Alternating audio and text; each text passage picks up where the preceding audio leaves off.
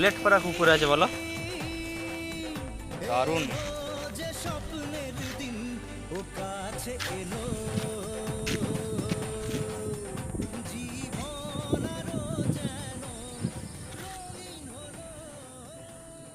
এই যে কুকুরটা দেখছো, এই কুকুরটা কিন্তু প্রতিদিন 1 কিলো করে মাংস খায়, মুরগির মাংস।